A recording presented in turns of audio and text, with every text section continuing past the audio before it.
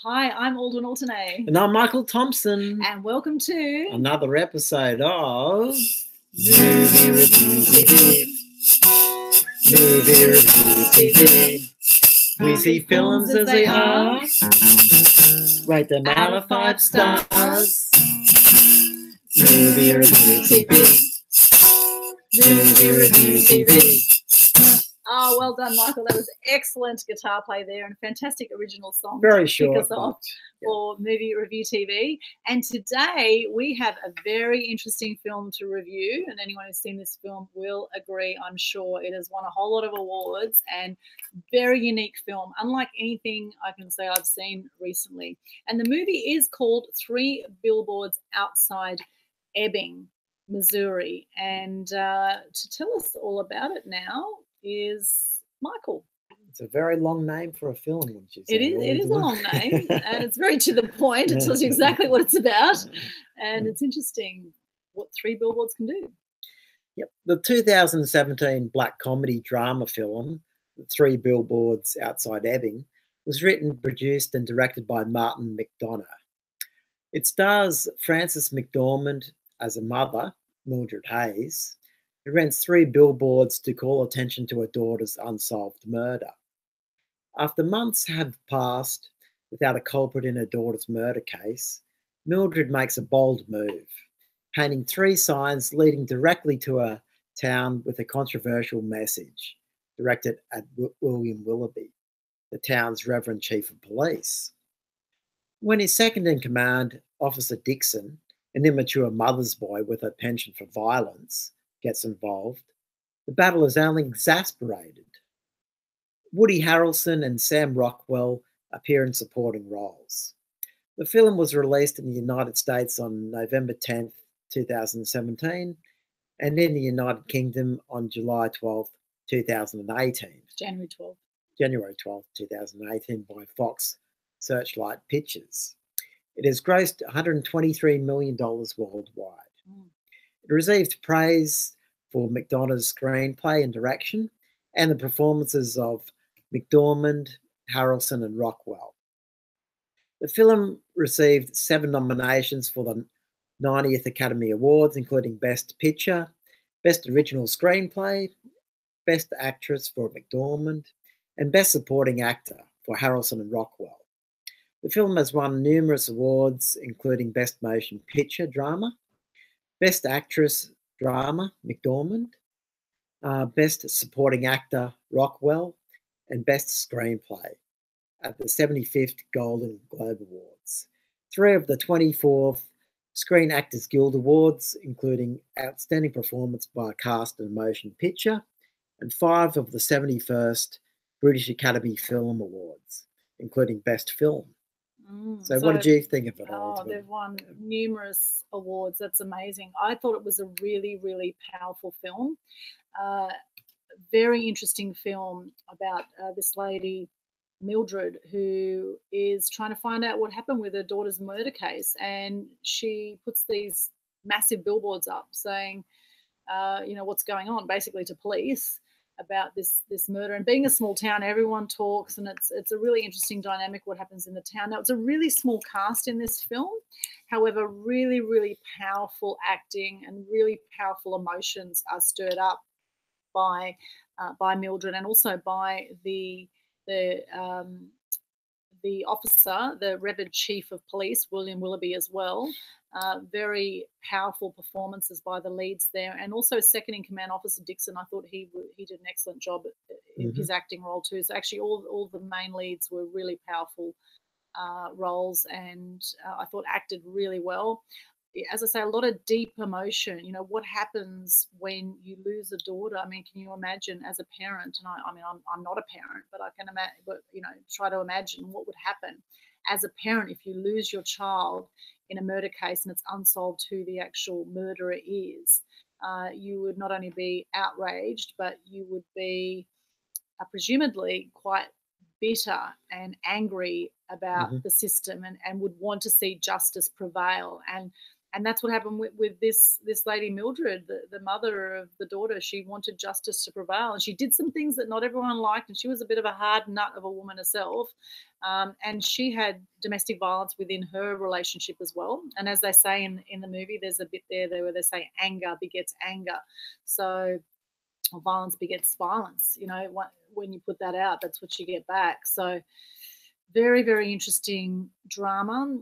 I was on the edge of my seat really for the whole way through this film. I found it really, really. I never knew what was around the corner. It was a very, very hard one to predict what was actually around the corner. I thought the cinematography was really good. Some really great footage, great angles on the cinematography and the music and soundtrack. I thought was really good as well. So overall, very interesting movie.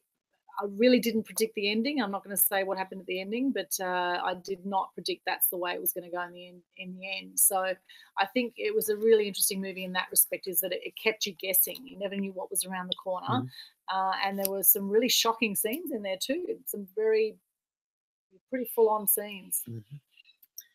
So yeah, I thought a very powerful movie, and I really liked it too because it's about a woman fighting for justice, and that's exactly what I've been doing with my Channel 7 news story on Friday, where I'm fighting what I think is Gold Coast City Council mafia going on the Gold Coast as they're cracking down on Airbnb. Basically, anyone who does Airbnb on the Gold Coast, they're told they need to take out a short-term accommodation license, which will cost up to $15,000 with a town planner, with no guarantee of approval, or you can get fined $567,000 up to $2.8 million if you're a corporation on the Gold Coast right now for doing Airbnb. Or you comply and take all furniture out that relates to renting rooms out. So this is what's currently happening on the Gold Coast, and I don't believe it's right at all. I think it's a massive injustice, and I think it's just ridiculous ruling that has been brought in 2016, and I'm fighting it. I'm one woman fighting this through the media now, through the power of the media, as Mildred did. She went on the media and she fought her case, and she brought public awareness to a situation, and she did affect change in her own way, didn't she? She did create change by standing up for herself and by using the power of the media to get the messages out and to hold people accountable to what was really going on with her daughter, what happened with the murder case. So very, very powerful movie on several levels. I really loved it. Michael, what did you think of it? Well, I hope you're not going to turn as sour as Mildred did. No, I think she was not. very No, sour and no. very revengeful. She was. Of what happened to her daughter. Very bitter. Who got raped and killed. So, and she was on basically on a revenge campaign throughout the whole of the movie. And I don't know, you mentioned about the ending. You didn't think it was completely satisfactory, the ending? Well, I would have. That's one of the contentious issues of this particular film. I don't know what. I wouldn't say that it wrapped everything up. But in fact, it didn't at all. No, just to let you in on on some of the details. You know how you feel about when you watch this film. It's not a murder mystery where the whole thing gets wrapped up at the end. I'm afraid. No, I'm afraid it's more open-ended. It's not really a happy ending, but there's happy moments. And I'd say they've left it so that there'll be a sequel. I think there'll be a number 2. Well, it certainly seems to be that way because they left it up in the air, didn't they? Yes. And this woman was very sour. You mentioned she was a bit of a hard nut. She was very much of a hard nut. Yeah. And she was very sour and very bitter. Yeah. And she wanted to get revenge on everyone, basically, didn't she? Yeah. She was that gives you an idea of what her character was about. Yeah. And she was very stony-faced. Yes. Throughout the whole of the film. She practically had the same sour look throughout the whole of the duration. She held that well, just like those women in Prisoner, in that 1980s Australian drama Prisoner, where they had all those hard-edged women in that show. She was very much like that, if you've seen that Prisoner TV series. Yeah, she was very stony-faced and hurtful, I'm afraid, and she just wanted to hurt everyone who hurt her and her family, and obviously people that are responsible for, her daughter's murder, or she thought were responsible, and the people, obviously the police, who didn't do their best, in her opinion, to investigate. the murders. And so, the billboards that were put up, which are in the title because it's called Three Billboards, they're very effective. That's one of the most effective parts of the film because they're painted in red. If you remember, aren't they? Yes. So, and that sort of gets the message across. It does because it is without telling you any fine details. It addresses specifically William Willoughby, who's the chief of police, and since it's concerns her murdered daughter, I think the red sign, sort of showed that up. I think that's the reason why she wanted to paint it in red. Yes. Yeah. So so that was one of the most striking parts of the film. Mm. And I'm afraid she doesn't really change character much, does she? Really, throughout the entire duration. There's not many. There's no subtlety to her character. No. I'm afraid it's pretty much straight ahead revenge. Yeah, absolutely. On everything and everyone. Yeah. Although there were moments where she started to soften a little bit towards the end. Fractionally, when she started to see a light at the end of the tunnel. However, she was definitely dealing with trauma. She was an angry woman, and understandably so. And then she had an ex-husband who used to abuse her and beat her up. So she had, domestic violence at home. And it's very gritty and realistic. And if you like that type of film, revenge film, you probably want to see this. But if you like something more in the fantasy mold or the fictional realm, you won't like this because it's really hard hitting and down to earth. Yeah, but very powerful though. Very, it was almost a psychology film, almost like it was almost. Yeah, it was. Where you really look in depth at what happens when somebody loses when a parent loses a child, even more so. That would be even harder than a child losing a parent, because generally you think that children will outlive the parents. So the trauma and the grief and particularly having a daughter be raped and murdered, that would be incredibly hard to handle. And if it happened to you, what would you do? And she was very sour, very rude and uncouth. But if something happens to one of your loved ones, I mean, it can turn some people, can't it? Yeah. So the laptop. And I'm afraid she doesn't get out of that frame of mind throughout the whole film. So, mostly, she does soften a little bit at the end, but she's a hard nut.